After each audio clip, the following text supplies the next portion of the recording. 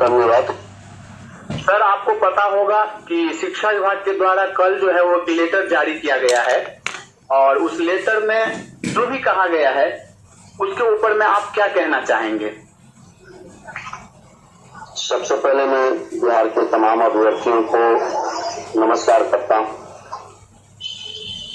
और आपको पता है कि 5 सितंबर को पटना के गर्दनीबाग में हम लोगों ने एक विशाल मौन धारणा सह शांति सभा का आयोजन किया और उसमें जो हम लोगों का मुख्य मांग था, तीसरे चरण की काउंसलिंग का डेट जल्द से जल्द जारी किया जाए और नियुक्ति पत्र वितरण करने की तारीख तय की जाए। उस आंदोलन के कारण माननीय शिक्षा मंत्री जी काफी नाराज हो गए थे और उनका कहना था कि जब हम काम कर ही रहे हैं तो आप लोग बीच में आंदोलन क्यों किए।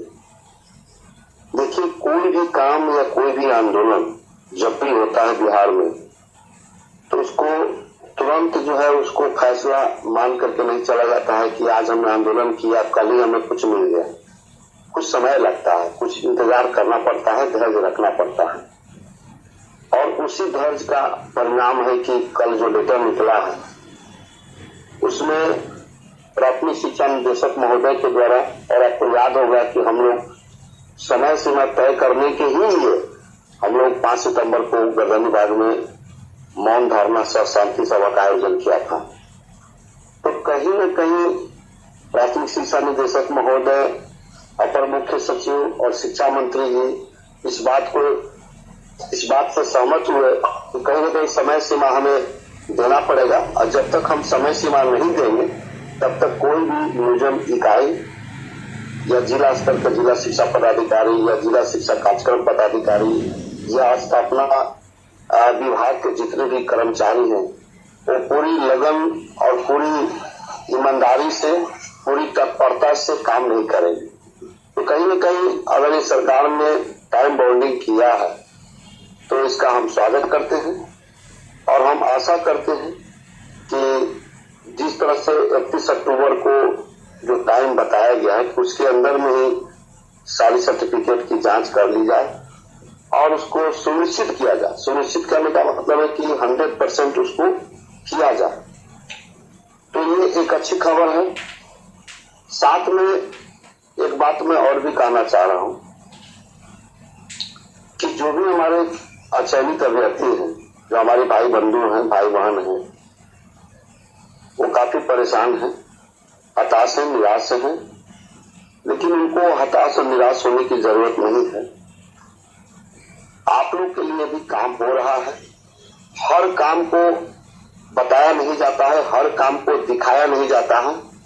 कुछ ऐसी चीजें होती हैं जो आंतरिक रूप से, इंटरनल रूप से काम होता है और उसका रिजल्ट जब सामने आएगा तब समझ में आएगा कि काम हो रहा था या नहीं हो रहा था। तो आप लोग के लिए भी काम हो रहा है, ऐसी कोई बात नहीं है। बहुत जल्द ही काउंसलिंग का डेट, इंटरनली रूप से जो काम हो रहा है वो चीज हम लोग बता नहीं पाएंगे। इसके लिए बहुत बड़ा कारण है, जब सामने आएगा तब समझ में आएगा कि काम हो रहा था या नहीं हो रहा था। तो आप लोग के लिए भी काम हो रहा है, ऐसी कोई बात नहीं है। बहुत जल्द ही काउंसलिंग का डेट भी आएगा और हमें लगता है कि अक्टूबर के फर्स्ट वीक में काउंसलिंग कराई जाएगी। इसमें कहीं दो मत की बात नहीं है। और जो इंटरनली रूप से जो काम हो रहा है वो चीज हम लोग बता नहीं पाएंगे। इसके लिए बहुत बड़ा कारण है क्योंकि पदाधिकारियों के द्वारा हमें, हम लोगों को इस तरह की बातों को कहने के लिए वीडियो में मना किया गया। यही कारण है कि हम बहुत चुपचाप अभी रह रहे हैं, बहुत कम वीडियो में बोल रहे हैं। ज्यादा बोलने पर कुछ लोगों को अच्छा भी नहीं लगता है, तो मैं भी इस चीज को समझ रहा हूँ और कोशिश कर रहा हूँ कि कम ही बोलूं, काम ज्यादा दिखे और जो बोलने की बात है वो कम हो तो ज्यादा अच्छा रहेगा। तो हमें लगता है कि काउंसलिंग का डेट भी जारी होगा। काफी हमारे भाई बंधु निराश है। मैं अचयनित अभ्यर्थियों से सिर्फ इतना ही कहूंगा कि आप लोग विश्वास करना सीखिए। विश्वास जिस तरह से आप लोगों ने शुरू से किया है, हर काम में आप लोगों ने हेल्प किया, मदद किया, सहयोग किया है, उसी तरह से आप लोग बने रहे। ऐसी कोई बात नहीं है कि आप लोगों का काम नहीं होगा और नहीं होगा, ऐसा कहीं कोई बात नहीं है। बिल्कुल काम होगा और समय पर होगा। और हमें लगता है कि अक्टूबर के फर्स्ट वीक में हमें लगता है कि काउंसलिंग का डेट भी आ जाएगा बहुत जल्द। 1 से 2 दिन में हमें लगता है कि इस पर कुछ क्लियर होगा, क्योंकि जहां पर जिस बात के मैटर था निर्वाचन आयोग के यहाँ जो अपर मुख्य सचिव जी ने लेटर भिजवाया है अनुमति के लिए, उस अनुमति के करवाने के लिए भी हम लोग प्रयास कर रहे हैं, उसमें भी हम लोग पैरवी के रूप में काम कर रहे हैं। वहां से जैसे ही अनुमति मिलेगी वैसे ही आप लोगों का सारा चीज तैयार है, शेड्यूल, केवल डेट और टाइम भरना है और उसके बाद आपको जारी हो जाएगा। उसके बाद आप लोग का भी काउंसलिंग होगा और आप लोग भी चयन होंगे और आप लोग को भी नियुक्ति पत्र मिलेगा। ऐसी कोई बात नहीं है कि किसी तरह का कोई आदमी किसी के साथ भेदभाव या दुर्व्यवहार किया जाएगा, ऐसा कहीं कुछ नहीं। हम शुरू से ही बोल रहे हैं कि काम हम लोग कर रहे हैं और हम करेंगे, ऐसा कहीं कुछ नहीं है कि हम आप लोग का काम नहीं कर रहे हैं। लेकिन आप लोगों ने विश्वास करना छोड़ दिया और इधर से उधर जो आप लोग कर रहे हैं, कोई आपको काम नहीं देगा समय पर। ये सब काम बिगाड़ने वाले लोग हैं।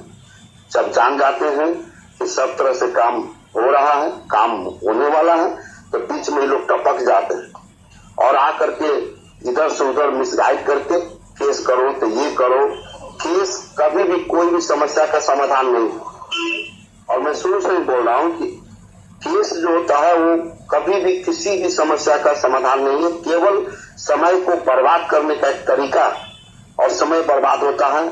आप डीएलएड प्राथमिकता से लेकर के एमआईएस का केस देखिए, फिर डिस्ट्रिक्ट विकलांग का केस देखिए, फिर आपको दिसंबर का केस देखिए, सब में क्या हुआ?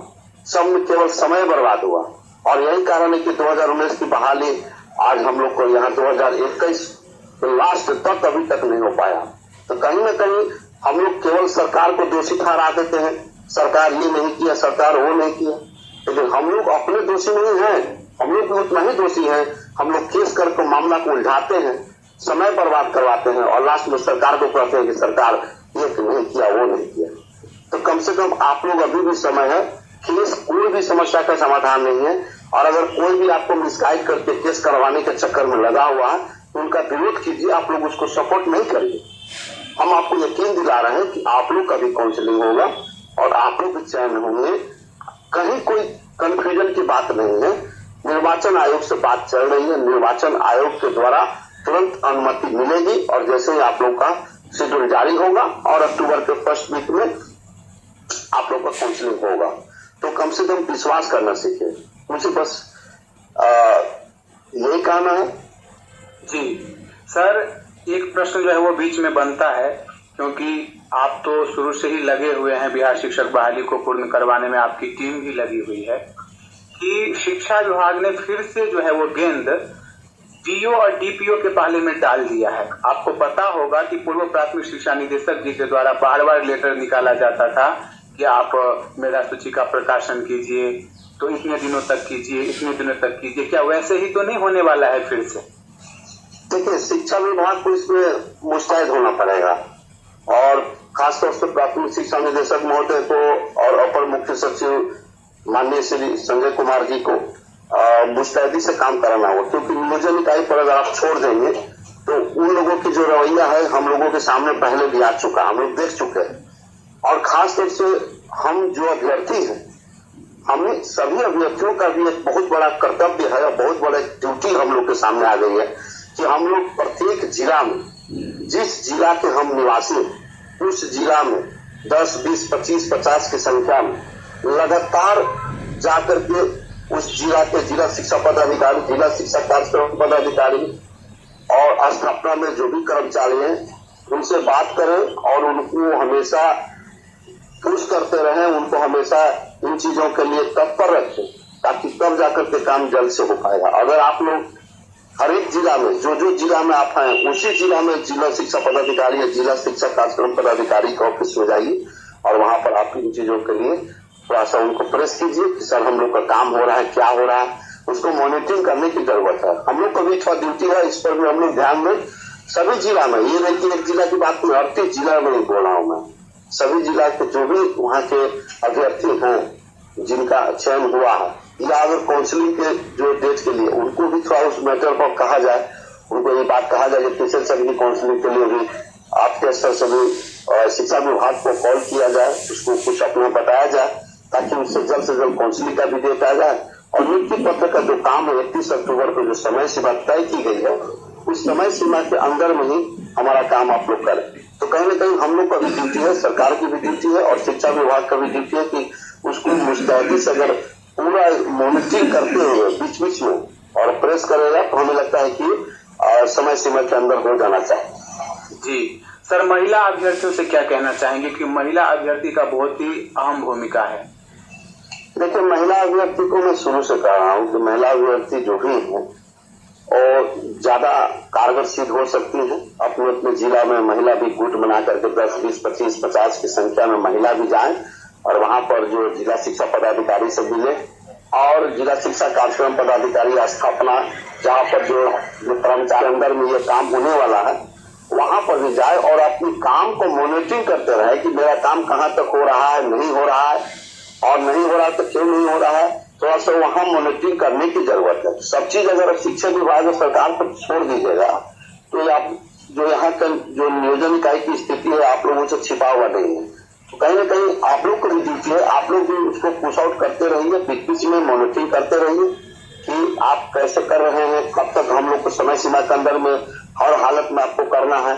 थोड़ा सा बीच बीच में जाकर के हमें पुश करना पड़ेगा, तब जाकर के ये नियोजन इकाई तत्पर होकर के काम करे और हम सफल होंगे। तो महिलाओं की जो, क्योंकि आप जान रहे हैं कि 75% से ऊपर महिला का सिलेक्शन हुआ, तो महिला को तो खास तौर से काफी जो भूमिका है वो काफी अहम है और चाहेंगे तो मॉनिटरिंग जहाँ पर डी ऑफिस है वहां जाकर के भी और बीच बीच में उसको पुश आउट करें, उनको बोले कि आप लोग हम लोग का काम जल्द से जल्द करें। तो इससे हमको लगता है कि तत्परता बढ़ेगी और सरकार और शिक्षा विभाग इसमें मुस्तैदी से काम करेगी तो कहीं न कहीं होगा। ये हमें कहना है। जी सर, थोड़ा सा समय और लूंगा आपका कि लास्ट में आप इस वीडियो के माध्यम से शिक्षा विभाग, अपर मुख्य सचिव साहब, बिहार सरकार, माननीय शिक्षा मंत्री जी, डीओ, डीपीओ से आप क्या मांग रखना चाहेंगे? मैं शिक्षा मंत्री जी, अपर मुख्य सचिव जी और प्राथमिक शिक्षा निदेशक महोदय जी से हम करबद्ध निवेदन करते हैं कि जो तीसरे चरण की काउंसलिंग का जो डेट है उसको भी जल्द से जल्द जारी किया जाए और नियुक्ति पत्र वितरण करने की जो आपने तारीख जो डेट तय की है उस डेट तक हर हालत में सारे सर्टिफिकेट का सत्यापन करा लिया जाए। उसके बाद नियुक्ति पत्र वितरण करके हमें स्कूल में योगदान करने का मौका दिया। चूंकि समय काफी पहले ही लेट हो चुका है, हम लोग चाहेंगे कि हम लोग स्कूल में योगदान करें और हम लोग गुणवत्तापूर्ण शिक्षा जो सरकार का एक मुख्य उद्देश्य है उसको सफल बनाने में हम लोग सहयोग करें और अपने नौनिहालों के भविष्य को संवारने में हम लोग सरकार को सहयोग करें। ये हम लोगों का मुख्य मांग है कि हर हालत में समय सीमा का ध्यान रखा जाए और समय सीमा पर सर्टिफिकेट का सत्यापन और तीसरे चरण की काउंसलिंग का जो डेट है उसको काउंसलिंग का डेट जारी कराया जाए और समय पर काउंसलिंग भी कराया जाए। ये हमारा मुख्य मांग सरकार और शिक्षा विभाग से। जी सर, तो जैसे कि साथियों आपने अभी सुना कि प्रदेश अध्यक्ष जी आप सभी को बता रहे थे कि जिला स्तर पर आप सभी टीम बना के अपना कार्य जो है वो शुरू कर दीजिए। जिस प्रकार से मेधा सूची प्रकाशन करवाने के लिए कार्य शुरू किया था उसी प्रकार से जितने भी सर्टिफिकेट है उनको जांच करवाने के लिए और अपनी तरफ से प्रार्थना पत्र भी लेकर के आप जा सकते हैं डीओ और डीपीओ कार्यालय में। प्रदेश अध्यक्ष जी आप सभी का मार्गदर्शन करते रहते हैं हर समय, इसके लिए मैं प्रदेश अध्यक्ष जी को बहुत बहुत धन्यवाद देता हूँ। बहुत बहुत धन्यवाद।